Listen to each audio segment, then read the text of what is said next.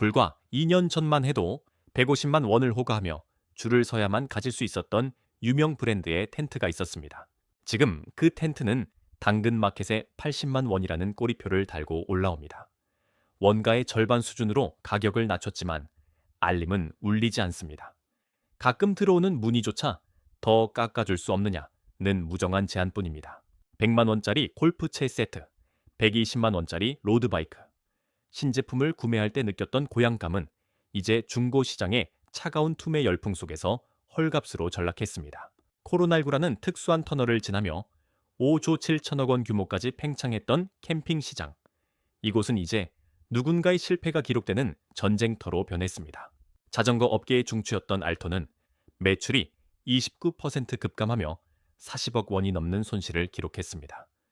동네 어귀에서 40년 동안 자리를 지키던 낚시용품점 앞에는 폐업이라는 붉은 글씨에 현수막이 걸렸습니다. 이것은 단순히 유행이 변했다는 말로 설명될 수 있는 현상이 아닙니다. 대한민국 중산층이 지난 수십 년간 향유해온 주말의 평화, 그리고 품격의 상징들이 한순간에 모래성처럼 허물어지고 있는 것입니다. 사람들은 묻습니다. 왜 그 많던 골퍼와 캠퍼들이 신기루처럼 사라졌는가? 하지만 우리가 정말 던져야 할 질문은 따로 있습니다. 우리가 누렸던 그 여유는 정말로 우리 자신의 것이었을까요? 아니면 언제든 회수될 수 있었던 타인의 호의였던 걸까요? 그 붕괴의 서막은 가장 화려했던 곳, 초록빛 필드에서부터 시작되었습니다. 대한민국 골프의 위기는 단순히 가격이 비싸서 시작된 것이 아닙니다. 그것은 한국 사회 특유의 기형적인 생태계, 다시 말해 내 돈을 쓰지 않는 취미라는 견고한 성벽이 무너진 결과입니다. 수도권 인근 골프장 관계자들은 2026년 현재를 가장 참혹한 고비라고 입을 모읍니다. 팬데믹 당시 그린피가 30만 원을 돌파해도 줄을 서던 풍경은 이제 전설이 되었습니다. 지금은 가격을 20만 원 이하로 낮춰도 주말 주차장의 절반을 채우기조차 버겁습니다. 골프 이용객은 매년 소폭 감소하고 있습니다. 하지만 업계가 느끼는 체감 온도는 그 수치보다 훨씬 차갑습니다. 진짜 문제는 이 산업을 지탱하던 검은색 플라스틱 조각, 바로 법인카드의 행방입니다. 한국에서 골프는 스포츠이기 이전에 비즈니스의 연장이었습니다. 접대라는 이름의 의식이었죠. 비용은 중요하지 않았습니다. 회사 돈으로 지불하는 이들에게 가격 저항선이란 존재하지 않았기 때문입니다. 하지만 최근 대기업들이 비용 절감과 내부 감사를 이유로 골프 접대를 엄격히 금지하면서 상황은 반전되었습니다. 법인이라는 거대한 호흡기를 떼어내자 골프장들은 갑자기 산소 부족 상태에 빠졌습니다. 한 홀을 도는데 10,000원, 캐디비와 카트비를 포함하면 하루에 30만 원이 증발합니다. 이 기형적인 구조를 이제 개인의 지갑으로는 도저히 감당할 수 없게 된 것입니다.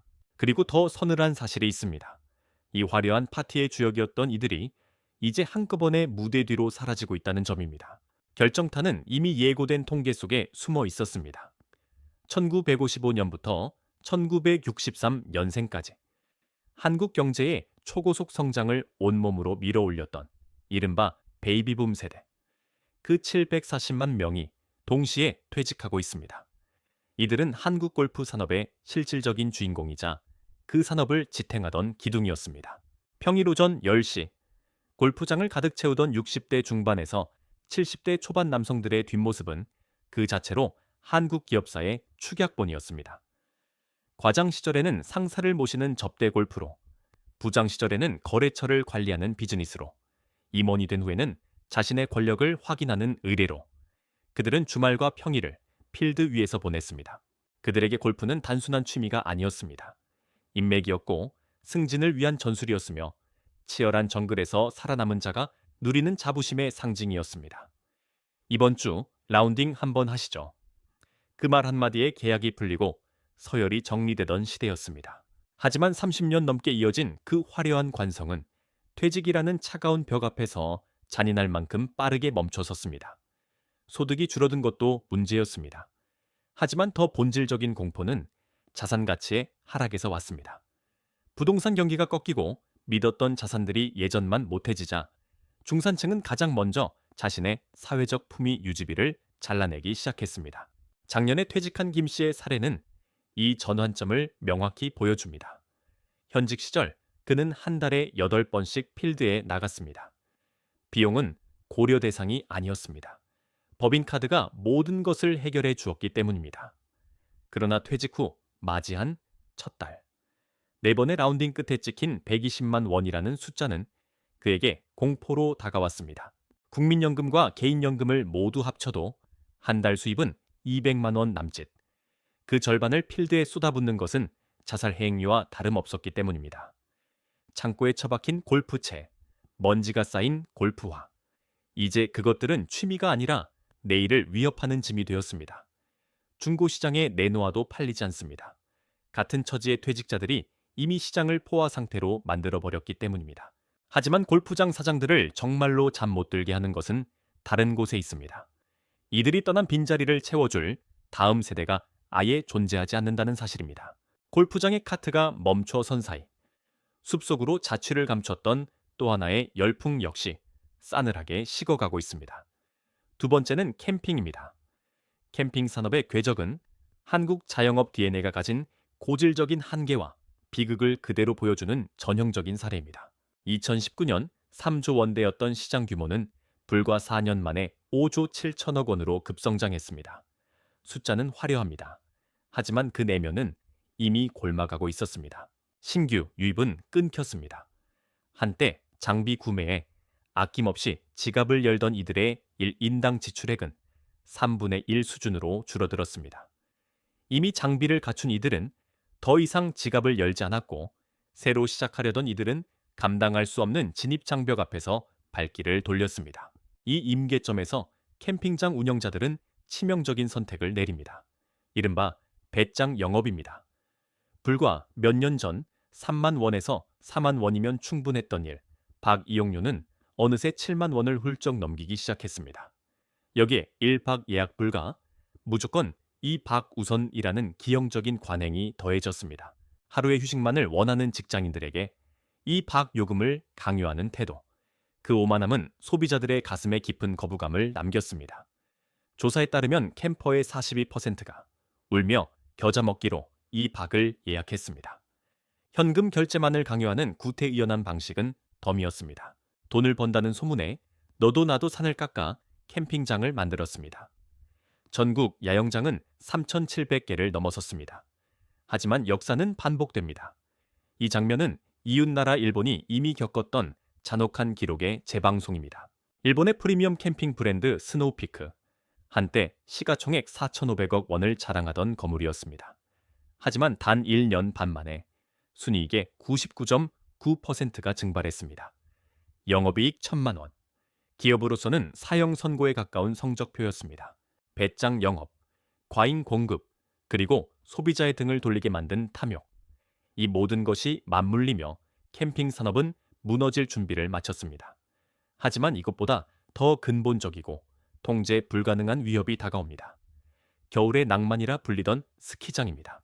세 번째는 스키장입니다. 이곳은 기후 위기와 인력난, 두 개의 거대한 축이 동시에 충돌하며 가장 먼저 무너지고 있는 현장입니다. 3인 가족이 3박 4 일간 스키 여행을 다녀오기 위해 지불해야 하는 비용, 약 170만 원입니다. 누군가에게는 한 달치 월급이 통째로 사라지는 금액입니다.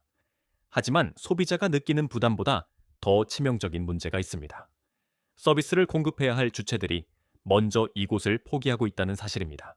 지난 겨울 스키장을 찾은 이들은 기이한 풍경을 마주했습니다. 리프트는 멈춰 섰고 안전 요원이 있어야 할 자리에는 정적만 감돌았습니다. 점심시간임에도 식당 문은 굳게 닫혀 있었습니다. 전국 대부분의 스키장이 겪고 있는 이 인력난은 영하 10도의 혹한 속에서 최저시급을 받아야 하는 노동이 더 이상 선택받지 못하고 있음을 의미합니다. 흥미로운 역설도 있습니다. 2023년 시즌 스키장 방문객은 전년 대비 최대 49%까지 증가했습니다. 수요는 회복되었습니다. 그런데도 산업이 휘청이는 이유는 운영비의 폭등 때문입니다. 수익성이 악화되자 운영사들은 숙련된 정규직을 줄이고 단기 아르바이트로 그 자리를 채웠습니다. 전문성이 사라진 슬로프에서 서비스 품질과 안전은 동시에 추락했습니다. 이것은 단순한 불황이 아닙니다. 산업의 질서가 해체되는 악순환의 시작입니다. 여기에 결정타를 날린 것은 자연의 변화입니다. 기후 위기입니다. 한국의 겨울은 지난 100년 사이 18일이나 짧아졌습니다. 일본 홋카이도와 달리 한국은 강원도 상한조차 인공눈에 전적으로 의존합니다. 문제는 이 인공눈이 돈을 먹는 하마라는 점입니다. 대형 제설기 한 대가 소비하는 전력은 일반 가정의 10배를 넘습니다. 지난 2년간 산업용 전기 요금은 40%나 폭등했습니다. 기온이 오를수록 제설기를 돌려야 하는 시간은 더 길어집니다. 대형 스키장이 한 시즌에 부담하는 전기료만 100억 원을 오르내립니다. 방문객은 늘어나는데 적자는 깊어지는 기괴한 불균형. 이것은 사장들의 잘못도 고객의 변심도 아닙니다. 우리가 당연하게 누려왔던 겨울의 낭만이 저렴한 에너지와 노동력 위에 세워진 위태로운 공중 누각이었는지를 이 산업은 묻고 있습니다. 그리고 이 붕괴의 징후는 이제 두 바퀴 위로 옮겨붙고 있습니다. 네 번째는 자전거입니다. 이곳은 과도한 프리미엄 전략이 어떻게 스스로의 숨통을 조였는지를 보여주는 서늘한 증거입니다. 팬데믹 당시 자전거 관련 주식이 상한가를 기록하던 시절이 있었습니다. 장밋빛 미래를 약속하던 그 장면은 이제 기억 속에만 남아 있습니다. 업계의 상징이었던 알톤, 매출의 30%가량이 증발했고 40억 원대의 손실을 기록했습니다. 프리미엄을 내세우던 해외 브랜드들 역시 이제는 눈물의 할인 없이는 단 한 대도 팔지 못합니다. 한때 2,100만 원을 호가하던 제품이 400만 원 이상 가격을 낮춰 나와도 소비자들은 냉담합니다. 자전거 한 대 값이 중고차 한 대 값과 맞먹는 시장. 중산층은 더 이상 이 기형을 받아들이지 않기로 한 것입니다. 실패의 핵심은 스스로 쌓아 올린 높은 성벽에 있습니다. 로드바이크는 이제 본체만 있으면 되는 취미가 아닙니다. 헬멧, 고글, 전용 의류와 신발. 이 모든 것을 갖춰야만 비로소 그 커뮤니티에 프레베시할 수 있습니다. 초기 진입 비용만 최소 100만 원을 넘는 이 허용의 문법은 결국 대중을 시장 밖으로 밀어냈습니다. 사람들은 이제 자전거 대신 달리기를 선택합니다. 러닝화한 켤레면 충분하기 때문입니다. 효율과 가성비를 중시하는 생존 본능이 프리미엄이라는 환상을 압도한 것입니다. 여기에 직구라는 거대한 해일이 로컬 생태계를 덮쳤습니다. 알리익스프레스, 테모. 이제 부품은 절반도 안 되는 가격으로 집 앞까지 도착합니다. 동네 자전거 샵들은 설 자리를 잃었습니다. 매출이 끊긴 사장님들은 가게 문을 일찍 닫고 배달요리나 일용직 투잡에 나서고 있습니다. 업계 관계자들은 말합니다. 현재 전국 매장의 80% 이상이 적자 상태일 것이라고. 라이딩을 위해 옷을 갈아입는 시간조차 아까워진 시대. 음악을 들으며 한강을 달리는 이들의 뒷모습은 프리미엄이라는 함정에 빠진 자전거 산업의 몰락을 말없이 증명하고 있습니다. 그러나 이 산업적 퇴보보다 더 깊은 단절은 세대 간의 소통이 끊겨버린 저수지의 고요함 속에 숨어 있습니다. 다섯 번째는 낚시입니다. 이것은 완전한 고령화와 세대 단절이 불러온 조용한 소멸의 기록입니다.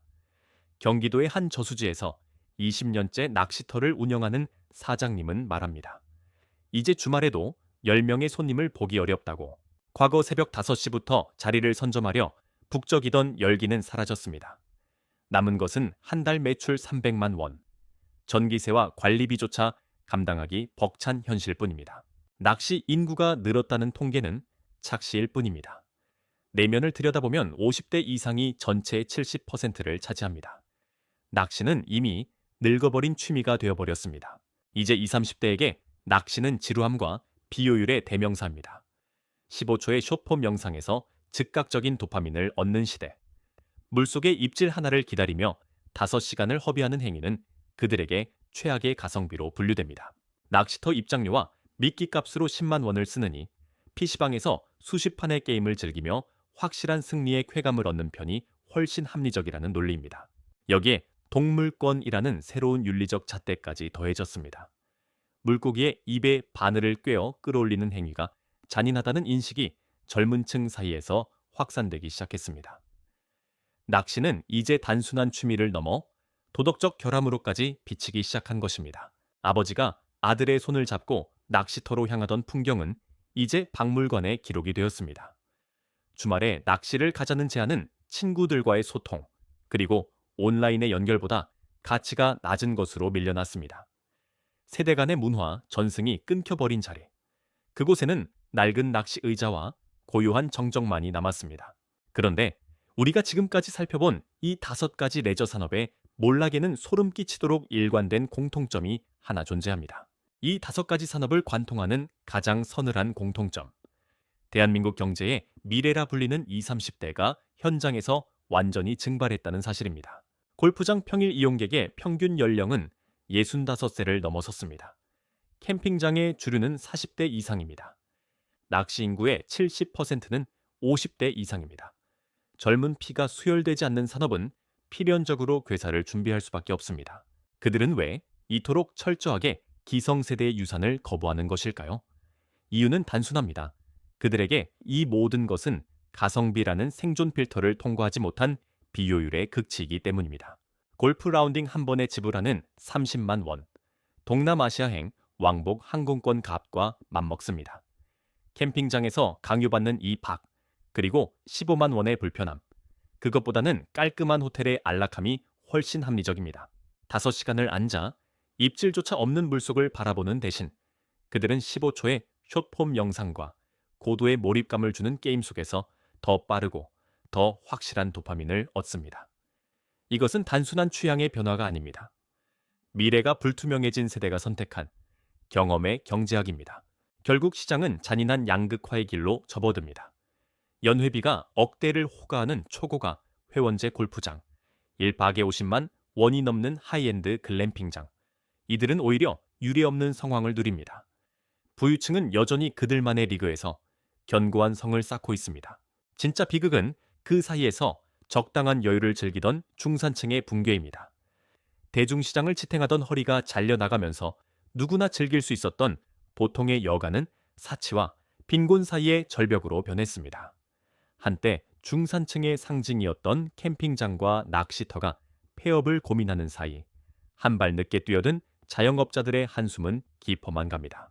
이미 고객은 학습을 끝냈습니다. 그리고 한 번 등을 돌린 대중은 다시 돌아오지 않습니다. 우리가 목도하고 있는 이 폐허는 단순한 산업의 위기를 넘어섭니다. 한국 사회가 오랫동안 쌓은 중간지대가 소멸하고 있다는 가장 확실한 신호입니다. 그렇다면 이 무너진 자리에서 우리는 무엇을 발견하게 될까요? 여기서 우리는 진짜 질문을 던져야 합니다. 이것은 단지 산업의 트렌드가 변해서 생긴 일일까요? 아니면 우리 사회의 토양 자체가 변해버린 것일까요? 한국 중산층이 30년 동안 즐겨온 취미들이 동시에 무너지고 있다는 사실은 단순한 유행의 종말을 의미하지 않습니다. 그것은 우리 사회를 지탱하던 거대한 허리, 즉 중산층이라는 개념 자체가 해체되고 있다는 가장 뚜렷한 경고입니다. 불과 10년 전만 해도 풍경은 달랐습니다. 평범한 직장을 다니는 가장이라면 한 달에 한두 번 동료들과 골프를 치고 여름이면 가족들과 텐트를 챙겨 떠났습니다. 겨울엔 아이들에게 스키를 가르칠 수 있는 여유도 있었습니다. 부자는 아닐지언정 나도 이 정도는 누리며 살고 있다는 자부심. 그것이 한국식 중산층을 정의하는 심리적 마지노선이었습니다. 하지만 2026년 현재 그 마지노선은 이미 처참히 붕괴되었습니다. 폭등하는 물가, 제자리 걸음인 월급, 그리고 천정부지로 솟아오른 집값. 이 모든 것은 여가를 삶의 권리가 아닌 포기해야 할 사치로 재정의했습니다. 자녀 교육비와 노후 준비라는 거대한 부채 앞에선 30대와 40대에게 레저는 가장 먼저 칼질을 당하는 지출 항목이 되었습니다. 퇴직 세대의 상황은 더욱 절박합니다. 평생을 바쳐받은 연금은 생활비와 의료비로 고스란히 흡수됩니다. 한때 사회적 지위를 증명하던 골프 모임에서 하나둘 연락이 끊깁니다. 요즘 바쁘다는 핑계 뒤에 숨어 집에서 TV 채널만 돌리는 노년의 일상. 이제 그것은 피할 수 없는 현실이 되었습니다. 결국 중간이 사라진 자리에 남는 것은 잔인한 양극화뿐입니다. 부유층만을 위한 초고가 시장, 그리고 아무도 찾지 않아 공동화된 대중시장. 적당한 비용으로 적당한 행복을 누리던 시절의 공기. 그것은 이제 어디에서도 찾아볼 수 없습니다. 우리가 알던 보통의 삶은 그렇게 소리 없이 멸종해 가고 있습니다. 하지만 이 텅 빈 필드와 폐쇄된 슬로프가 예고하는 진짜 미래는 아직 시작조차 하지 않았을지도 모릅니다. 10년 후 혹은 20년 후에 대한민국 레저 지도를 그려보는 일은 그리 어렵지 않습니다. 지금 평일 골프장을 가득 채운 70대가 80대에 접어들어 체력의 한계에 부딪히는 순간, 그 거대한 빈자리를 채울 후속 세대는 존재하지 않습니다. 골프장은 두 가지 잔인한 선택지 앞에 서게 될 것입니다. 대중화를 위해 가격을 파괴하거나 아니면 자본의 논리에 밀려 영원히 문을 닫는 것입니다. 이미 전국 18곳의 스키장 중 3곳이 소리 없이 사라졌습니다. 남겨진 곳들은 경쟁자가 사라진 폐쇄적 시장 안에서 가격을 올리며 그들만의 마지막 성찬을 즐기고 있습니다. 이 붕괴의 가장 아픈 파편은 거대 기업이 아니라 우리 곁에 평범한 이들에게 튑니다. 40년 동안 가게 하나로 가족을 먹여 살렸던 낚시용품점 사장님. 그가 마주한 것은 헐값에 넘기려 해도 아무도 거들떠보지 않는 재고 더미뿐입니다. 퇴직 후 유일한 숨구멍이었던 골프 모임에서 멀어지며 거실 소파에 고립된 노년의 침묵. 그것은 단순한 개인의 우울증을 넘어 사회적 연결망의 괴사를 의미합니다. 한 심리 상담사의 말처럼 취미의 상실은 곧 인간관계의 상실입니다. 그리고 그것은 중산층의 삶을 지탱하던 마지막 자부심마저 앗아가고 있습니다. 우리가 목도하고 있는 것은 단순한 산업의 불황이 아닙니다. 지난 수십 년간 대한민국을 지탱해온 평범한 이들의 적당한 여유라는 시대 정신이 종말을 고하고 있는 현장입니다. 부자들만의 초고가 시장과 그 누구도 찾지 않는 텅 빈 대중시장 사이에서 중산층의 흔적은 지워지고 있습니다. 이제 거창한 장비와 값비싼 회원권은 한 시대를 증언하는 유물이 되어가고 있습니다. 화려했던 잔치는 끝났습니다. 불 꺼진 전시장에는 우리가 미처 준비하지 못한 차가운 미래만이 서성입니다. 우리가 알던 그 적당한 여유는 사라졌습니다. 그리고 이제 우리에겐 선택권조차 남지 않았을지도 모릅니다. 시간은 이미 우리 편이 아닙니다.